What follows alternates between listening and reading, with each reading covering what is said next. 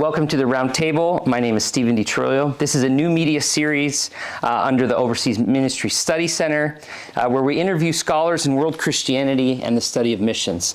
Today I have the joy of welcoming Dr. Joao Chaves from Baylor University. Welcome. It's good to be here. We're going to go through a few questions, but first we'd like to know a little bit about you, and I just want to know if you could tell the audience a little bit about your background and how you ended up doing a PhD, what was your PhD on, and sort of bring us to the present. Yeah. I mean, again, it's good to be here, and I'll allow myself to be Brazilian for a minute and start with a story.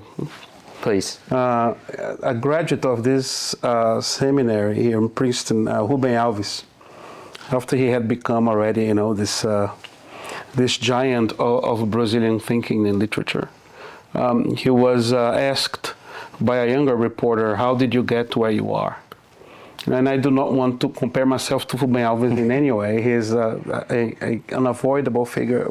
I am not that for sure, but his answer resonates with me.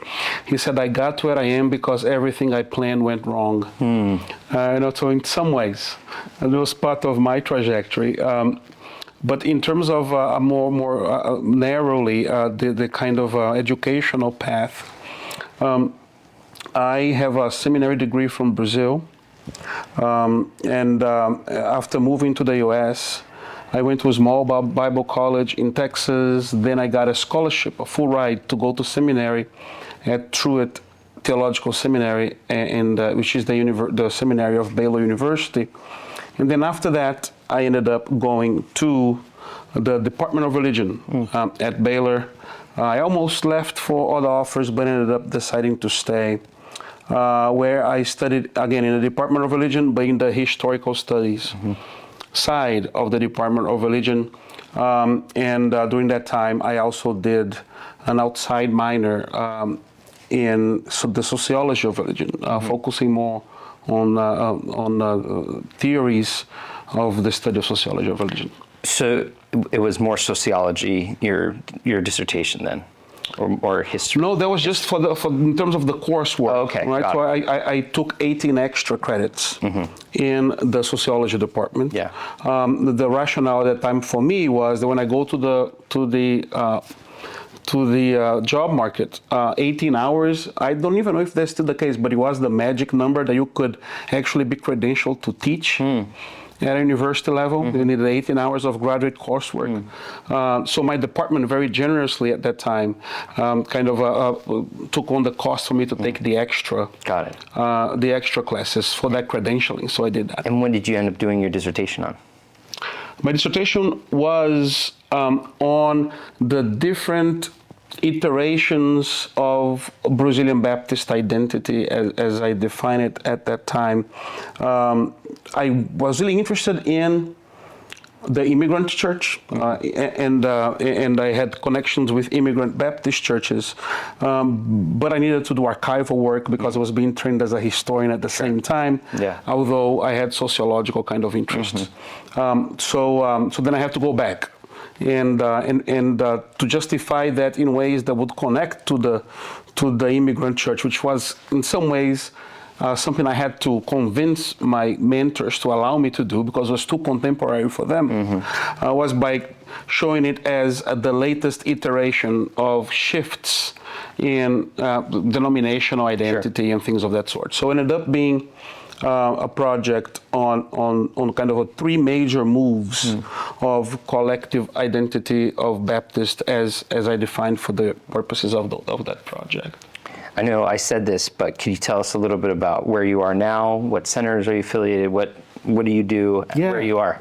Yeah, thank you. So I am back at Baylor and the department that granted me my PhD. So I worked here, of course, at the Hispanic Theological Initiative for some time. Then I went into the faculty of Austin Presbyterian Theological Seminary, and now back to Baylor, where I am assistant professor of the history of religion in the Americas in the Department of Religion. I also co-direct the Baptist Scholars International Roundtable, which is a program that gathers scholars and meet every year at Christ Church at Oxford University. and I'm also affiliated with the Ethics Initiative in the College of Arts and Sciences. Excellent. What kind of courses do you teach at Baylor? Okay. Or what are you teaching? I don't think you're teaching now, but what, I am not. when you do teach, what kind of stuff do you teach? Well, so this is my second year at Baylor, and I am on leave. My first year, I only taught one session of a course. Basically, everybody or most of my colleagues teach, which is the Christian Heritage course. Baylor is the only department. I mean, the Department of Religion at Baylor is the only department that has two classes in the core curriculum, and there are two courses that all undergraduates take. So we teach around 7,000 undergraduates every year. One of them is Christian scriptures, and my colleagues who are archaeologists or who are Bible scholars, they teach that, and theologians, the historians, often teach the Christian heritage, which is the one that I taught for my first year, 4 sessions. Now, when I come back, I will teach a couple more sessions of that, but also teach the Christian missions course and a PhD seminar that I titled Migration, Ethnicity, and Religious Histories. Fascinating. Could you share something about a recent publication that you've done, and what kind of methodologies do you employ? I know you said you're a historian, but what does that look like actually when you go back to Brazil? Where are you going? So if you could talk about maybe something that you've recently published and the methodology. Yeah, well perhaps I'll mention the latest book that came out. That was not excluding co-edited or edited books. I co-authored a book with my colleague in my department, Michael Parsons, which has been already translated into Portuguese, titled Remembering Antônia Teixeira, released in 2023 here in the US. And it basically tells, it is in some ways what some historians call a biography with an empty center, because we only have access to Antônia via secondary accounts with some mediated but more direct sources in terms of her testimonies to the court. But it is about a young Brazilian girl who is the daughter of the first Brazilian-born Baptist pastor, that upon the death of her father is taken by Southern Baptist missionaries to Baylor, where she lives in the president's house and is eventually raped several times by somebody in that family. And so we tell the story of her father, and then of her transition to the United States and of the scandal that came after that. So I went into, we are looking for Antônia, and I can say more about that, but it is a very interesting story because she is mostly known as the firstborn. Brazilian historians that wrote about her father and her family did not even know her name initially. So we're trying to look at, kind of when was she born, and so I went to many ecclesiastical and city archives in Brazil to try to look for that. I went into kind of archives of periodicals. I look at periodicals in Portuguese and in English. My colleague Michael Parsons, because of the lawsuit that happened in the criminal case in Texas, went into the court in Waco to look at those materials. So there was a lot of deep archival work that we did. And we also got a grant. Actually, Baylor helped fund this project, and we got a grant that we hired a lawyer to go over kind of some of the issues that dealt with some legal details in the history of law in Texas, and a doctor that would look at all the exams that happened during that time, given the alleged rape. So we'll be able to hire those people to kind of help out. Pretty interdisciplinary group. So we drew from, archival work, but then also leaned on the expertise of lawyers and doctors. Yeah. So it could help us access documents that we are not trained to do. That's fascinating. Could you tell us a little bit about something that you're working on now? We'd love to hear more about sort of the ongoing research. I know you're involved in some different projects, so I'd love to hear you tell a little bit about that. Yeah, there are a few things I'm doing now. I'm finishing up a couple of co-edited volumes, one with my colleague Lane Scales, titled Baptist Missions Worldwide. which basically we have 2-year themes at the PSIR that I mentioned that we meet at Oxford, and we gather the papers from those 2 years and do a co-edited volume. The last 2 years theme has been global missions, and that's what we're doing. The other co-edited volume with my colleague Lloyd Barba at Amherst College and Sylvia Pedraza at University of Michigan is about religion and Latino migration with Oxford Press. So we are finalizing what's going to be our first draft submission. At the same time, I'm co-writing a book with my colleague Raimundo Barreto on the far right in Brazil, especially the religious right, far right in Brazil. And then finally, a single-authored book tentatively titled Migration, Money, and Missions, that I want to look at how immigrant-led, especially Latin American immigrant-led churches in the U.S., how they invest their institutional money back into some places in Latin America, and what that means for how we understand the diversification of Christianity, especially taking into consideration this transnational relationship between the U.S. and different countries in Latin America. Yeah, which ones are you looking at in Latin America? I'm looking Guessing at Brazil. Well, Brazil is one of them.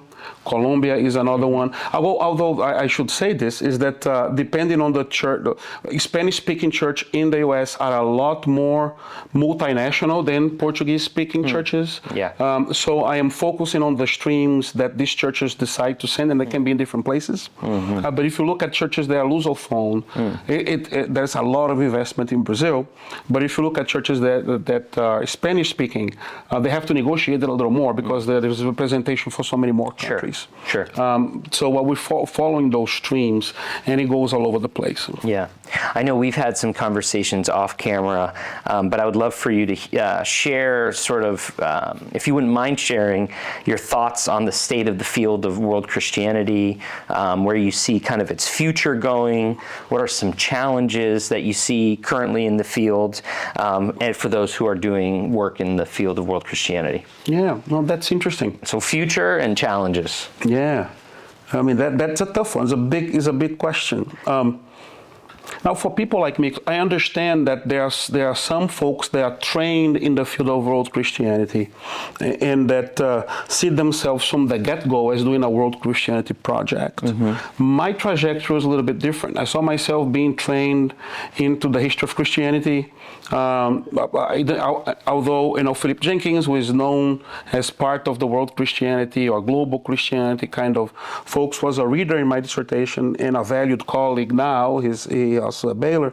I always saw myself in stronger dialogue with the history of Christianity, the history of religion in the U.S., and looking and paying attention to world Christianity without being necessarily centered or fully defined by that approach. So I feel myself increasingly comfortable in narrating my trajectory into world Christianity scholarship, but also want to be respectful of those who have been doing this for longer and who have a bigger stake in questions about its future. Sure.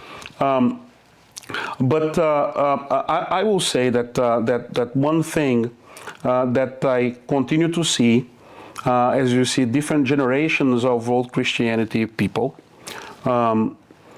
is, at least in the circles that I'm around, a more critical stance towards missionary sources or sources that are being made available via missionary-controlled institutions or publications. I think that I suspect that partially because a lot of the pioneers of the field had been missionaries themselves, were sons and daughters of missionaries, or were trained by the sons and daughters of missionaries.